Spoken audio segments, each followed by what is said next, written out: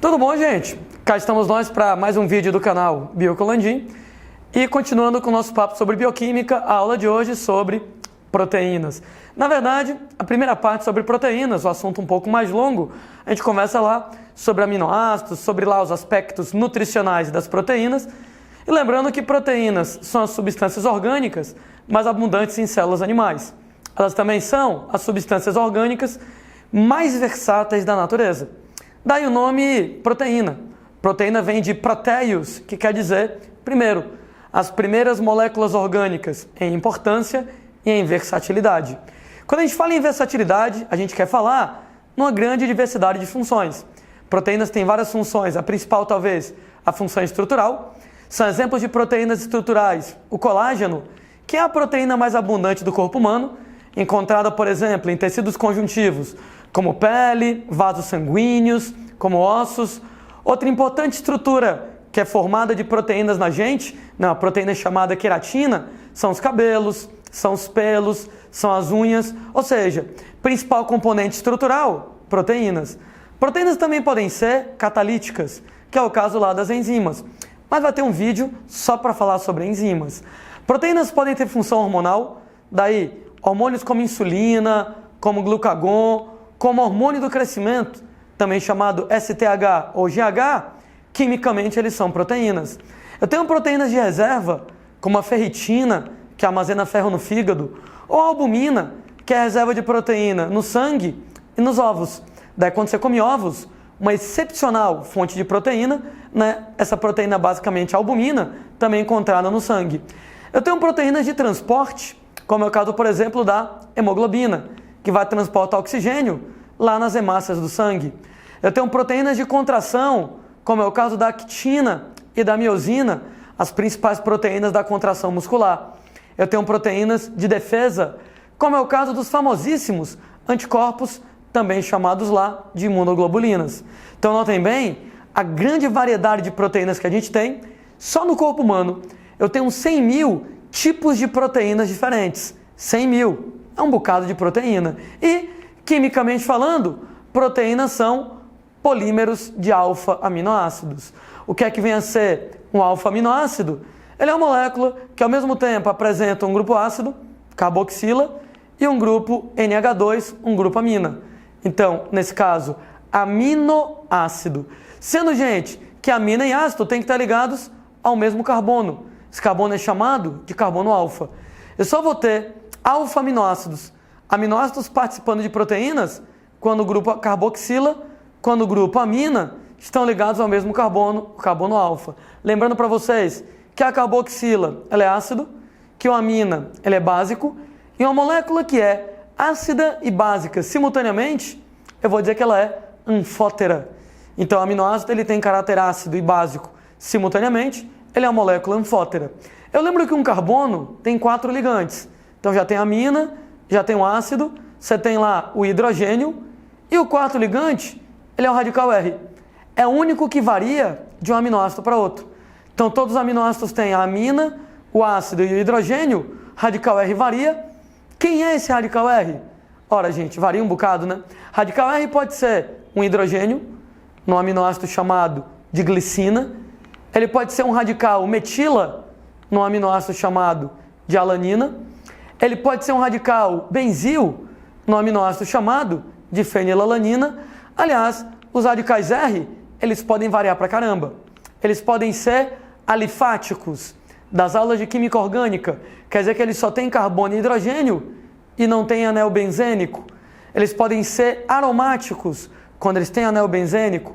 Eles podem ser ácidos, quando tem uma carboxila. Ora, naturalmente, já existe a amina e a carboxila no aminoácido. Às vezes, o radical R tem um grupo carboxila extra, então o aminoácido como um todo, ele é ácido. Ele pode ter um radical NH2, isso é básico. Ou seja, já existe ácido e amina no aminoácido. Só que às vezes o radical R tem uma amina extra e o aminoácido como um todo é básico. Às vezes o radical R ele tem enxofre. Existe um aminoácido chamado cisteína, onde o radical R é SH, um grupo químico chamado de tiol ou mercaptana. Então enxofre é típico de proteínas. Inclusive, quando a gente fala que as moléculas orgânicas são formadas de CHOMPs, aqueles 6 elementos químicos principais das moléculas orgânicas, carbono, hidrogênio, oxigênio, nitrogênio, fósforo e enxofre, para que eu preciso de enxofre? O enxofre, ele é típico de aminoácidos, particularmente alguns aminoácidos que contêm enxofre. Então, enxofre, ele é típico de proteínas. No final das contas, eu tenho 20 tipos de alfa-aminoácidos em proteínas, cada um deles com radical R diferente. Daí uma comparação muito utilizada é que, por exemplo, eu tenho 26 letras no alfabeto. Cada letra tem um som diferente. Combinando essas 26 letras, eu posso produzir infinitas palavras diferentes. Eu tenho 20 tipos de aminoácidos, cada um com radical R diferente, cada um com uma propriedade química diferente.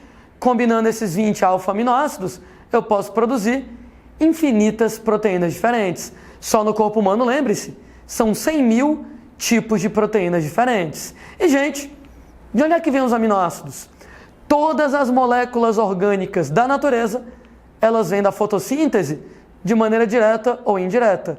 Está aí a equação da fotossíntese, CO2 mais água, dando glicose mais oxigênio. E olha que a glicose, ela tem carbono, hidrogênio e oxigênio. Mas para eu fabricar um aminoácido, o aminoácido tem grupos amina. E o grupo amina tem nitrogênio. Então, na glicose, eu já tenho um carbono, hidrogênio e oxigênio. Está faltando o nitrogênio para poder fazer a amina do aminoácido. E aí, como é que eu faço para colocar esse nitrogênio? De onde é que esse nitrogênio vem? Gente, eu vou pegar a glicose e jogar na respiração celular.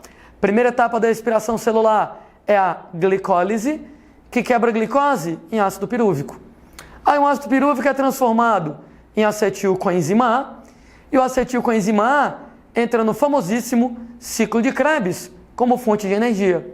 Entretanto, dentro do ciclo de Krebs, eu tenho vários intermediários metabólicos. Um deles é um cara chamado de ácido alfa-cetoglutárico. Não se estresse com esse nome. Fato é que o ácido alfa-cetoglutárico, ele é derivado de glicose, e como ele deriva da glicose, ele só tem carbono, hidrogênio e oxigênio. Como ele só tem carbono, hidrogênio e oxigênio, falta nitrogênio para eu poder produzir um aminoácido. De onde é que esse nitrogênio vem? Ele vem da amônia do ciclo do nitrogênio. Então, a gente nas aulas de ecologia, lá no futuro, vai conversar um pouquinho sobre o ciclo do nitrogênio. O ciclo do nitrogênio pega o N2 da atmosfera, fixa o N2 em amônia. Eu vou pegar essa amônia derivada do ciclo do nitrogênio, somar ácido alfa-cetoglutárico, que só tem carbono, hidrogênio e oxigênio, mais a amônia NH3 do ciclo do nitrogênio, que tem nitrogênio, e vou produzir então ácido glutâmico. O ácido glutâmico, ele é o primeiro aminoácido na natureza. Daí, o primeiro aminoácido na natureza, ácido glutâmico, ele é um produto indireto da fotossíntese. Peguei a fotossíntese, fabriquei glicose. Fui metabolizando a glicose até o ácido alfa-cetoglutárico. Vou somar amônia, que vem do ciclo do nitrogênio, para poder formar o ácido glutâmico. E uma vez que eu produzo o ácido glutâmico, ele é o primeiro aminoácido na natureza, outros aminoácidos se formam através de transaminação.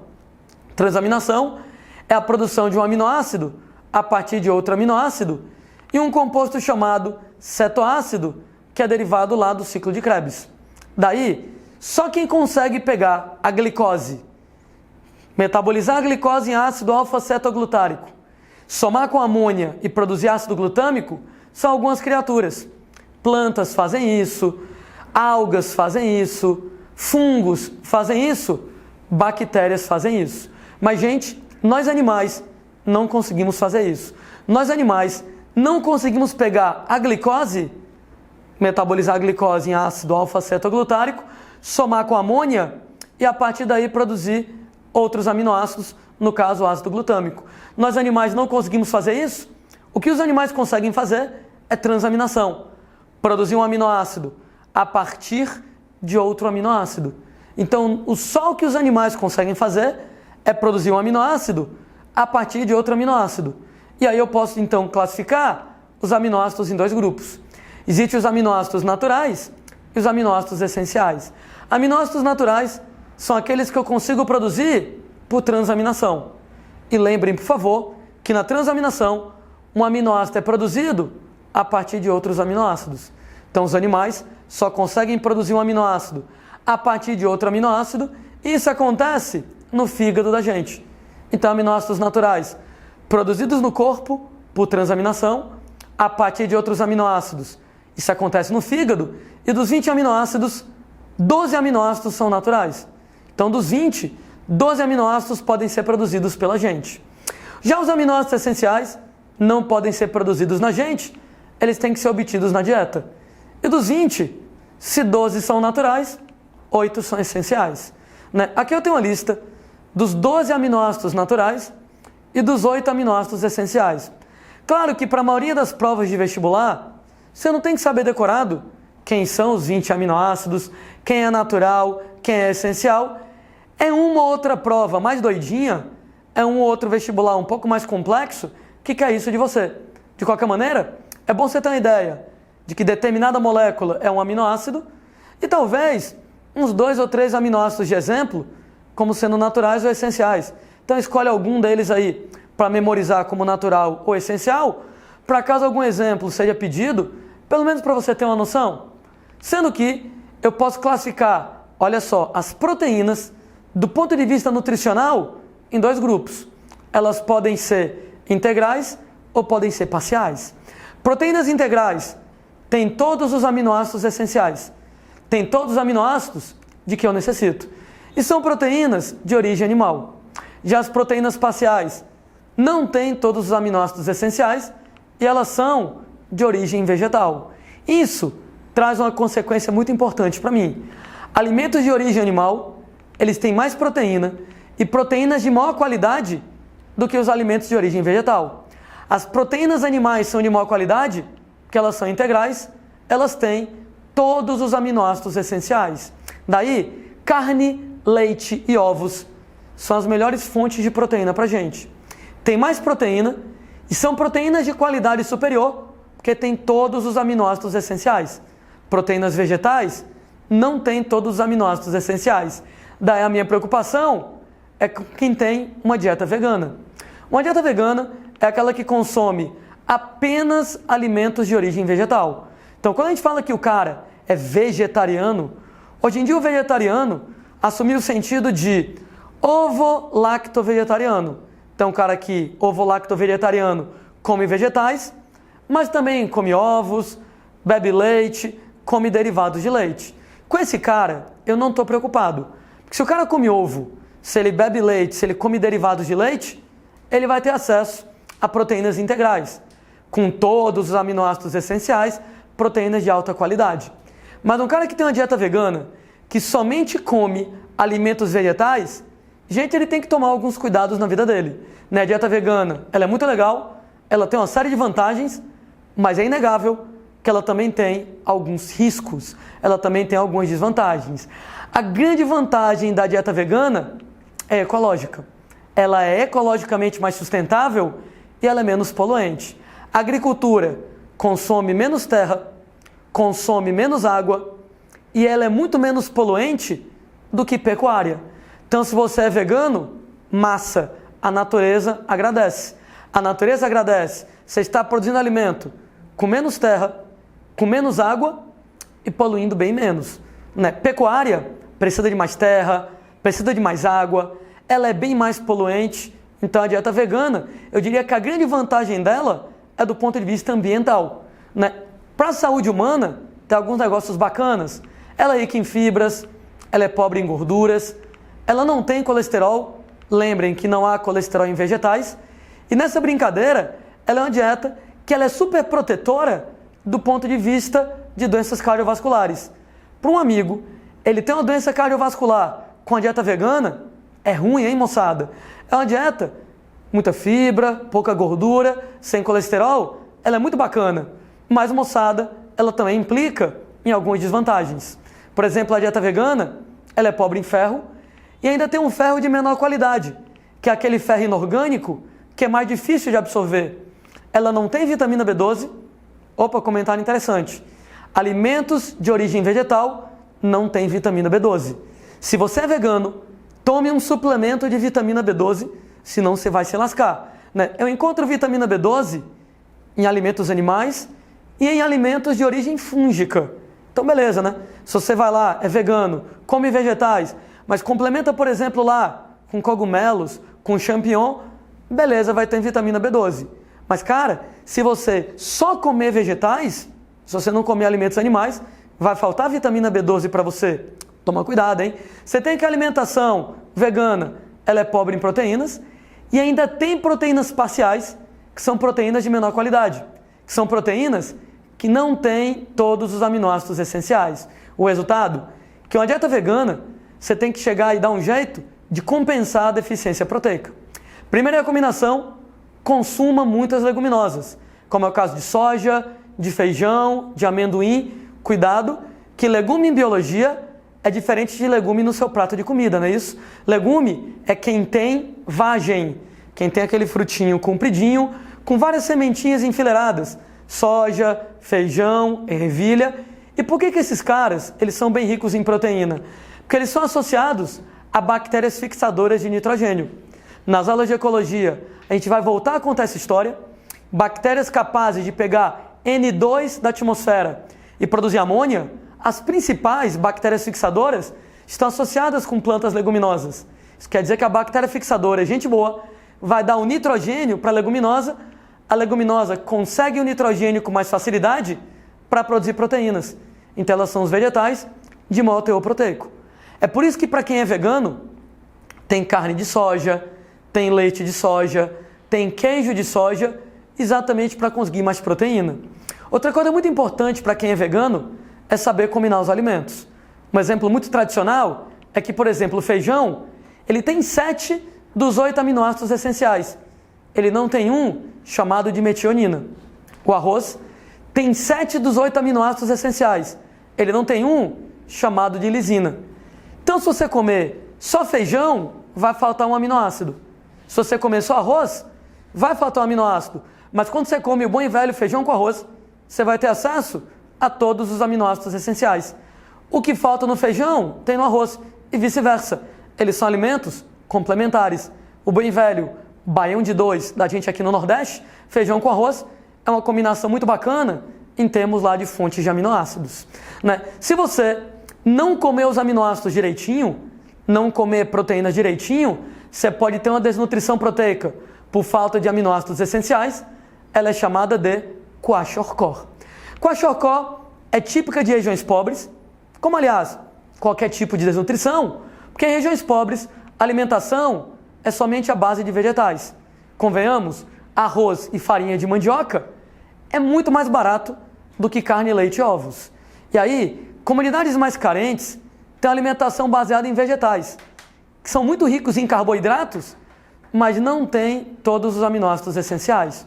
Então você só come, por exemplo, lá milho, ou só come, por exemplo, lá trigo, carboidrato você tem. Você tem pouca proteína e proteína de má qualidade, você pode desenvolver kwashiorkor. Por que esse nome é tão feio? Kwashiorkor vem de um dialeto africano e quer dizer doença que afeta uma criança quando nasce um irmão. E o que é que tem a ver? O que é que tem a ver é que quando o irmão nasce, a criança é desmamada e pede o leite materno como fonte de proteínas. Gente, a mãe se lasca todinha, ela se arrebenta todinha, tira a proteína do músculo, tira a proteína da pele para colocar no leite. Então o leite materno é super bem balanceado em termos de proteína. A mãe se estrepa todinha para poder fazer um leite bem feito. Só que quando o irmão do moleque nasce, o moleque vai ter que dar o peito para o irmão mais novo. Então o moleque é desmamado, pede o leite materno como fonte de proteínas e passa a ingerir somente alimentos vegetais. Mingau de alguma coisa. Mingau de aveia, mingau de trigo, mingau de arroz, que tem carboidrato, mas tem pouca proteína e proteína de má qualidade. Daí quando nasce o irmão do moleque, que o moleque vai ter que comer mingau de vegetais, ele acaba desenvolvendo desnutrição proteica, kwashiorkor. Quais são os sintomas do kwashiorkor? Considerando que proteína tem papel estrutural, forma teus músculos, forma teus ossos, Sem proteína, você não forma músculo, você não forma osso, você não vai crescer direito. Sem proteína, você não forma seus neurônios, deficiência intelectual. Sem proteína, você vai ter despigmentação de pele e cabelo por falta de melanina. O principal pigmento do corpo humano, melanina, vem de um aminoácido chamado de tirosina. Quem não come proteína, não tem tirosina, não tem melanina. E o resultado é que o cabelo e a pele vão ficar descoloridos. Entretanto, o sintoma mais característico do kwashiorkor são edemas, são inchaços em barriga e em cabeça. Então o cara fica magrinho, mas fica lá inchado, especialmente com a barriga bem desenvolvida. A gente costuma inclusive apelidar o kwashiorkor de desnutrição úmida. O nome é desnutrição úmida porque o amigo fica magro, mas fica inchado, porque ele retém líquido no corpo dele. E gente, por que o amigo com kwashiorkor retém líquido? Ora, vejamos só. No indivíduo normal, ele tem muita proteína no tecido. Então ele também tem muita proteína no sangue, a albumina. Já que você tem muita proteína no tecido, eu quero que você tenha muita albumina no sangue para ficar isotônico, para garantir um equilíbrio osmótico. Ninguém rouba água de ninguém. Então a água fica em equilíbrio entre os dois tecidos. Entretanto, quando o amigo tem kwashiorkor, ele não tem proteína para comer. Então ele vai consumir a albumina do sangue dele como fonte de aminoácidos. Ora, não tem proteína para eu comer, eu vou usar as minhas próprias proteínas. A primeira proteína que eu vou consumir é a albumina, porque o papel dela exatamente é reserva. O resultado é que o sangue agora vai ter pouca albumina. O tecido continua com muita proteína, e já que o sangue tem pouca albumina, o sangue agora está hipotônico. O tecido com muita proteína vai ficar hipertônico, e gente, osmose, a água vai do meio hipo para o meio hiper, então a água vai do sangue para o tecido. Quando a água vai do sangue para o tecido acumula água, e no que o tecido acumula água, edemas. Então a origem dos edemas é um desequilíbrio osmótico. Então diminui a albumina no sangue, continua muita proteína no tecido.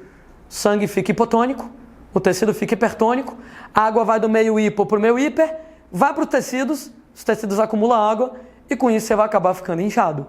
A gente aproveita também para lembrar como funciona o metabolismo das proteínas em você. Quando você come proteína, a proteína ela é digerida em aminoácidos e os aminoácidos podem seguir 4 caminhos no seu corpo. Número 1, podem formar novas proteínas, o que aliás é um comentário muito importante. Você foi lá e almoçou, por exemplo, e comeu carne de vaca. Gente, tem proteína de vaca em você? Não, não tem. Poxa, mas você não comeu proteína de vaca? Beleza, o que acontece é que você vai pegar a proteína de vaca, vai digerir em aminoácidos para produzir proteína de gente. Você comeu proteína de frango, proteína de porco, proteína de peixe. Não vai ter nada disso em você. Você vai pegar a proteína do frango, a proteína do porco, a proteína do peixe, vai quebrar em aminoácidos para fazer proteínas de gente. Então a proteína que você come não vai ter no seu corpo. Você vai quebrar a proteína em aminoácidos para fazer proteínas humanas. Então não interessa qual é a proteína que você coma. Vaca, frango, não interessa. Você vai usar os aminoácidos para fazer proteínas humanas. Os aminoácidos também podem ser usados para produzir novos aminoácidos por transaminação. E os aminoácidos podem ser usados para fazer desaminação no fígado. O nome desaminar quer dizer tirar a amina, tirar a amina, sendo que a amina é liberada como amônia. Aminoácido menos amina sobram ácidos, ácidos orgânicos.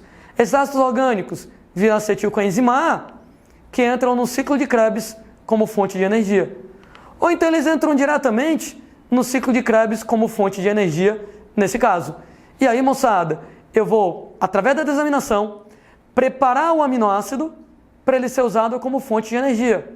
Então, quebro, tiro a amina, pego o ácido orgânico, acetilcoenzima A, ou jogo direto no ciclo de Krebs como fonte de energia. Sendo que a amônia que é produzida, ela é muito tóxica. Tão tóxica que o próprio fígado faz uma reação chamada de ciclo da ornitina, onde ele transforma a amônia em ureia, que é tóxica, mas é menos tóxica, e a ureia então é enviada aos rins para ser eliminado na forma de urina. Ou seja, a gente vai pegar o aminoácido, na desaminação, faz amônia, ureia e joga a ureia nos rins para eliminar como xixi. Quanto mais proteína você comer, mais xixi você vai fazer, você vai liberar mais ureia na urina. O quarto e último caminho que a proteína pode seguir é o ciclo das purinas. Para quem não lembra, purina são aquelas bases nitrogenadas que formam o DNA, o RNA. Né? Purinas tem lá a adenina e tem a guanina. Então eu vou fazer, por exemplo, guanina. A partir da guanina eu faço outras bases e toda vez que eu tenho excesso de guanina, ela é transformada em ácido úrico. O ácido úrico ele é pouco tóxico, mas ele é quase insolúvel. Então ele é difícil de eliminar na urina. Eu vou eliminar ele na urina, mas com uma certa dificuldade. Então notem o esquema que está aí, mostra o que a gente faz com as proteínas, com os aminoácidos. Note que quando os aminoácidos são metabolizados, eu produzo substâncias como amônia, ureia e ácido úrico, que são eliminados no xixi. Mas na gente, a principal delas é a ureia. O que acontece se você comer proteína demais? Ora, moçada, excesso de proteína na dieta é perigoso.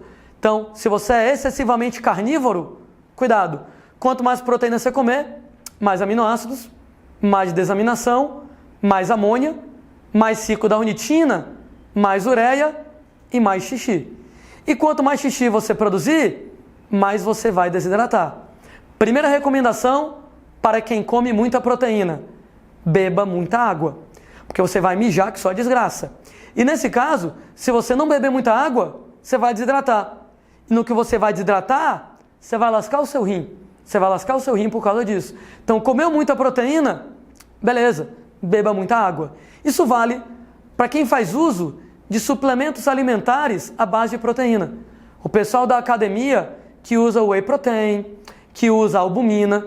Ora, para que serve aquilo? Você na pressa, por exemplo, lá na correria do dia a dia, não tem tempo diante da academia comer um ovo cozido como fonte de proteína, ou de repente chegar e tomar um copo de leite como fonte de proteína. Então você vai lá, moçada, e pega o pozinho de whey protein. O whey protein, nesse caso lá, ela é a proteína isolada do soro do leite, por exemplo, lá. Ou seja, ao invés de você beber o leite inteiro, detalhe, leite tem gordura, leite tem colesterol, leite tem carboidrato, tem tudo isso. Beleza, uma alimentação completa. Mas se eu não quero tudo isso, se eu só quero a proteína, eu vou tomar o whey protein, por exemplo. Então só a proteína isolada. Ao invés de, por exemplo, eu comer o ovo, que o ovo tem gordura, tem colesterol, se eu comer só a albumina, eu estou pegando só a proteína. Então esses suplementos à base de proteína são legais? São legais. Ao invés de você beber o leite, ao invés de você comer o ovo, você está tomando aquele suplemento, às vezes com a proteína isolada. Sem o carboidrato, sem a gordura, só a proteína isolada como fonte de aminoácidos. Muito legal. Tem algum problema de eu tomar esses suplementos? Nenhum. Entretanto, duas recomendações. Número 1, beba muita água. Se você usa suplemento de proteína, beba muita água, porque você vai urinar pra caramba e você pode desidratar. Recomendação número 2, nunca exceda a dose máxima recomendada. Se você tem que tomar uma dose de proteína, é uma dose. Tomar 2 ou 3 não vai te deixar mais fortão. Inclusive, se você tomar uma dose mais alta, pode causar um outro problema. Com muita proteína, gente, muitos aminoácidos, você vai fazer muito ciclo das purinas, vai produzir muita guanina, em excesso vai produzir muito ácido úrico. E muito ácido úrico, como ele é difícil de eliminar na urina, ele vai acabar se acumulando nas suas articulações principalmente e vai causar artrite, a inflamação nas articulações. Incha, dói, você não consegue mexer direito e você vai ter uma condição chamada de gota. Então, cuidado com o excesso de carne, cuidado com o excesso de suplemento à base de proteína, tanto o problema da desidratação, como o problema do acúmulo de ácido úrico, que vai levar talvez em você problemas articulares, como é o caso da gota, que ela é bem incômoda, bem sério. Daí, para se prevenir contra a gota, diminui a ingestão de alimentos proteicos. Carne vermelha, por exemplo, é muito rica em proteína, e proteína leva à produção de ácido úrico. Maneira aí, gente, na cervejinha, maneira na ingestão de bebidas alcoólicas, porque o álcool dificulta o metabolismo do ácido úrico, facilita o acúmulo do ácido úrico, e beba muita água, né? Porque apesar do ácido úrico ser difícil de eliminar na urina, com muita água, você elimina o ácido úrico com uma facilidade maior. Que tal, moçada? Uma questão sobre o assunto. Na década de 40, na região centro-oeste, Produtores rurais cujos bois, porcos, aves e cabras estavam morrendo por uma peste desconhecida, fizeram a promessa que consistiu em não comer carne e derivados até que a peste fosse debelada. Assim, durante 3 meses, arroz, feijão, verduras e legumes formaram o prato principal desses produtores. Para suprir o déficit nutricional a que os produtores rurais se submeteram durante o período da promessa, olha que durante a promessa eles só comeram alimentos vegetais. E alimentos vegetais, proteínas parciais, proteínas que não têm todos os aminoácidos essenciais. Então, no caso, se você só come alimentos vegetais, proteínas parciais, você não vai ter acesso a todos os aminoácidos essenciais que você necessita, de modo que, para compensar deficiências nutricionais, eles teriam que ter acesso, letra D de dado, aos aminoácidos essenciais. Como sempre, um grande prazer. E, gente, na próxima aula da gente, a continuação de proteínas, falando sobre a parte estrutural das proteínas.